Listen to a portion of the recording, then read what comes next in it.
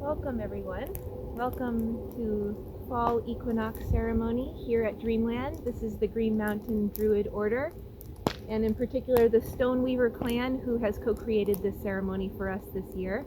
My name is Fern Lickfield and I'll be priestessing this ceremony. I'm also the chief of the Green Mountain Druid Order. And we are doing this once again in a recorded way so that folks who are not able to be here with us can join us later on, hopefully right around the time of equinox, and celebrate wherever you are. And so please do join us in whatever way you can and connect through the web. So autumn equinox in Druidry is also known as Albin Elfed, and it is this time when day and night are equal. It is this time at the beginning when darkness is about to overtake the light. It is the sinking into the dark time of the year. But before that sinking in, we pause and we poise ourselves at this place of balance. It's the second harvest. It's the harvest when we can still find our fruitful trees, our beautiful squashes, apples, corn, and pumpkins that have ripened under the summer sun. It's a time of thanking Mother Earth for the harvest, the abundance as mother and giver to us all and all living beings on this planet. So we welcome you to join us in this time of plenty, to celebrate the harvest and to also celebrate the time of letting go of our leaves and letting go of those things that we need to in order to enter this new time of year. It's a time of celebrating beauty and magic and all of the wonders of nature as it turns bright and glorious with our fall foliage. And so without further ado, let us begin. So reaching out our hands to connect with each other, we'll take a couple steps back.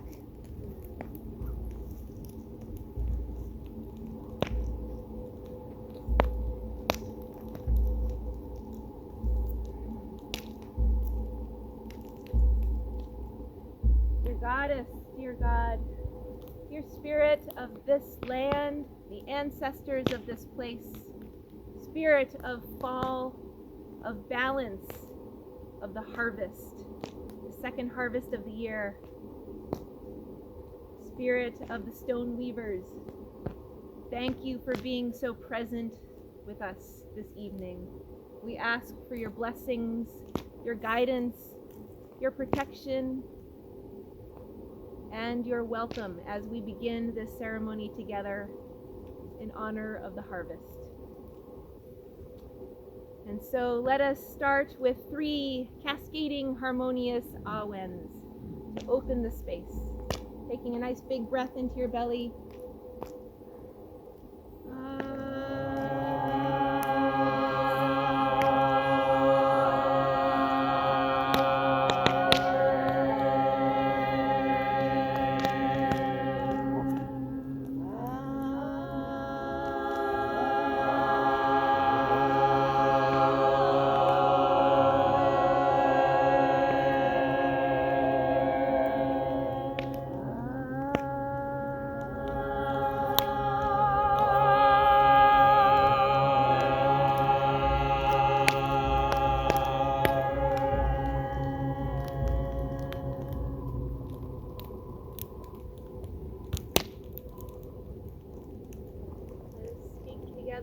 The Druid's vow, call and response. We vow by peace and love to stand. We vow by peace and love to stand. Heart to heart and hand in hand. Heart to heart and hand in hand. To heal ourselves and heal the earth. To heal ourselves and heal the earth. And bring the sacred into birth. And bring the sacred into birth. And now let peace enter this circle, for without peace can no work be.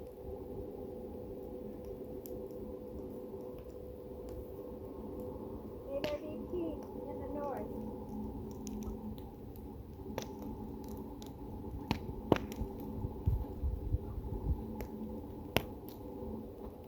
May there be peace in the east.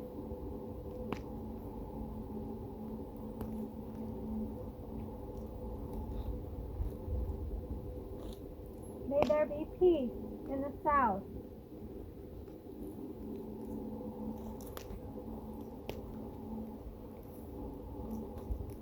May there be peace in the west.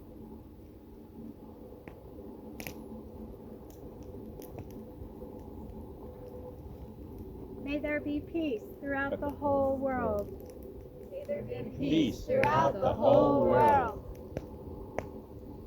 Now let the four directions be welcomed, starting with east. With the blessing of the hawk of dawn that flies high in the clear, pure air, we welcome into the circle the powers of east. Hail and welcome east. Hail and welcome east.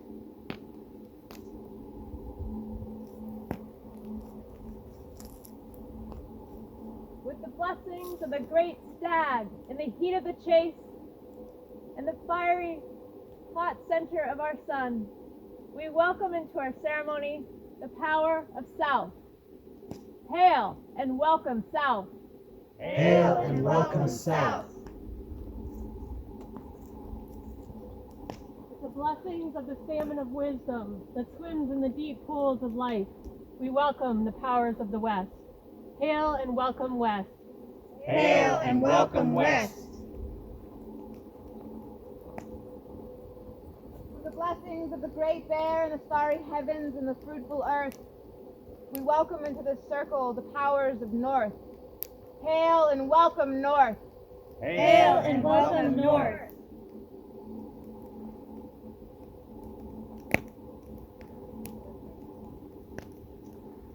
May the harmony of our lands be complete. May the harmony of our lands be complete.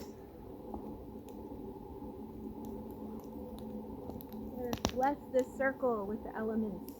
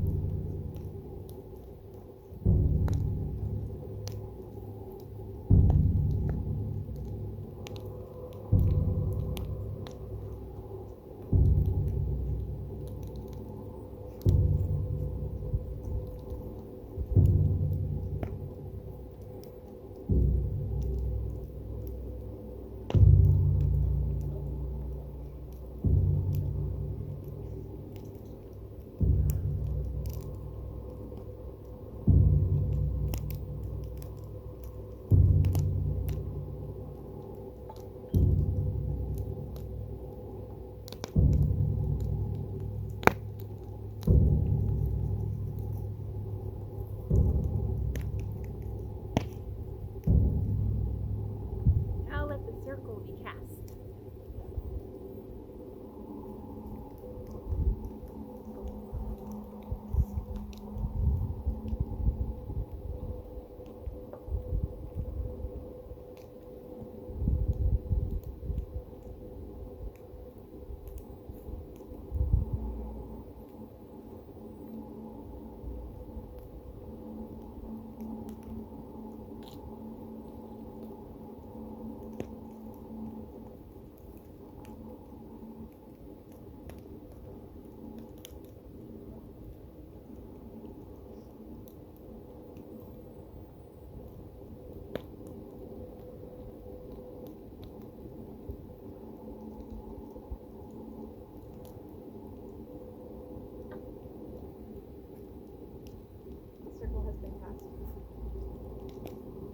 Declare this space ready and prepared for our ceremony. The first thing that we'll do is to introduce a poem that was written for the late Ivan Macbeth, who passed away at this time of year 4 years ago. And this poem was written by a dear friend, Corby Griffin, in Ivan's honor.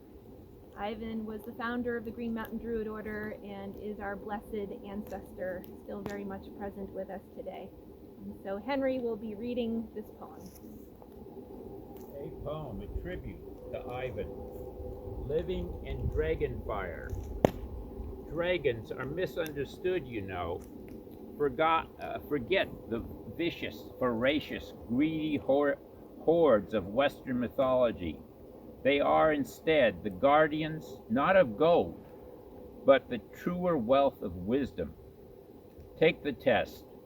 Close your eyes and pry open that inner eye of yours, the one that squints and blinks in the bright light of your intuition. Open it wide to the glare of your light. Blind yourself and see. Do you sense the dragon there? Not all of us have one, but those of us who do must dare to dance in its fierce fire of truth-telling and sorcery. The magic will not be squelched. The often acid honesty of dragon speech cannot be contained. Let me tell you the tale of one dragon dancer I knew. He leapt into my life like a silly sidebar, a Luna, Lovegood-like character, a secondary player in the story of a life that somehow demands more attention than originally intended. The unlikely lover of a dear friend. He could mesmerize with his Loki-like false honesty and honest falsehoods, for he often softened his dragon speech with both self-desperation and exaggeration. Let anyone attuned to their own dragon fire, yet anyone attuned to their own dragon fire could easily filter out the shaft of his embellishments from the golden kernels of deep wisdom, nestled within his playful words and works. I grew to adore him not as a teacher that he was for so many, but simply as a fellow dancer on a differing path, a reliable and remarkable reminder that all paths are true when walked with a true heart. When he finally opted to doff his failing body and dance beyond to the summer lands of his ancestors, he did so fittingly, with dragon deliberateness, amongst the community of his clan, in the arms of his lover wife, on one of his tradition's most sacred days, thus becoming the harvest king, self-sacrificing for the health and wealth of all within his realm.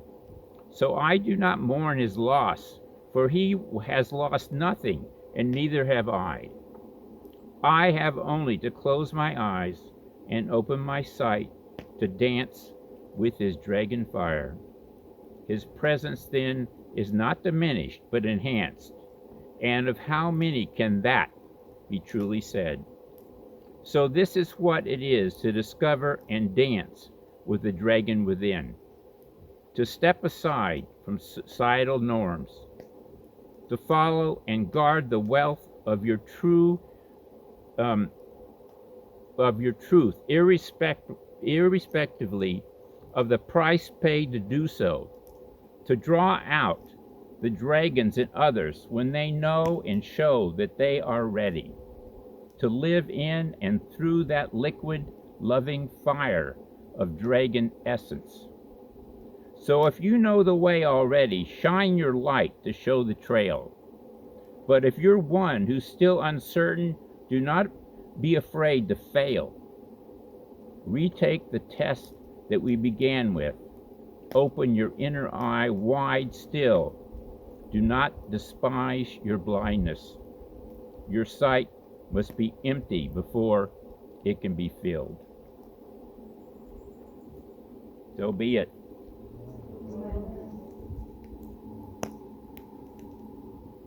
Long live the Harvest King, Ivan Macbeth!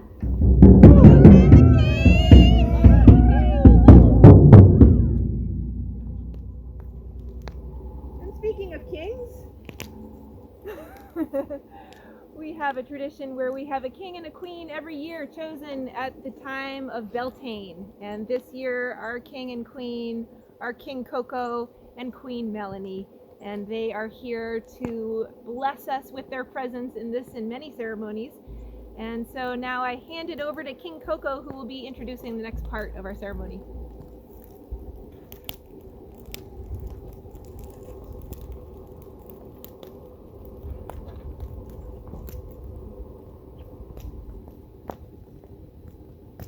Fall equinox, the time where balance between the light and the dark complete each other. During this liminal time, we find ourselves straddling so much, not just the COVID pandemic that has disrupted our minds, our bodies, our energetic beings,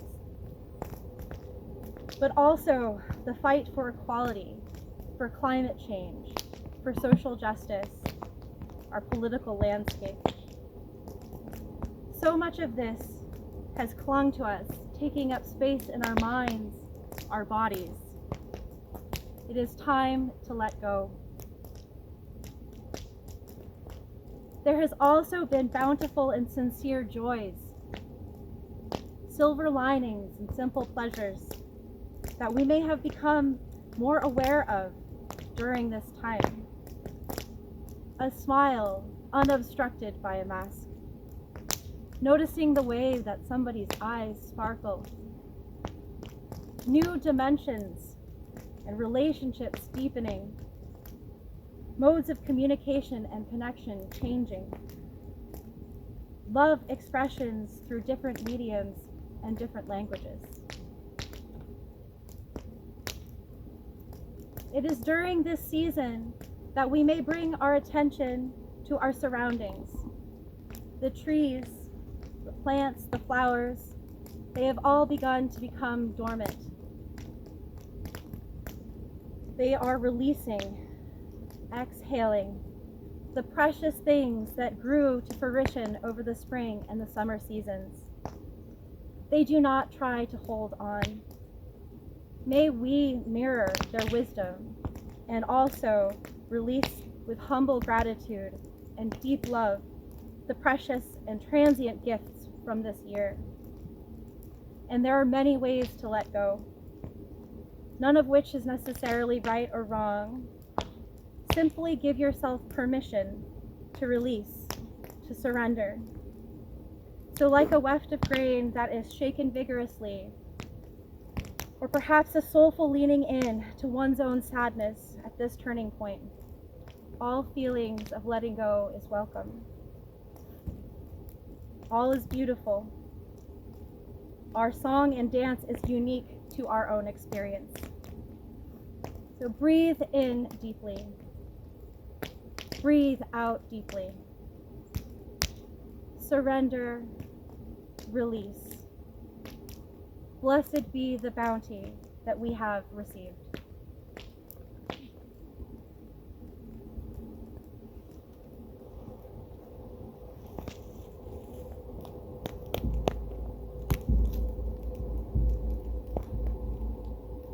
I release my urgencies.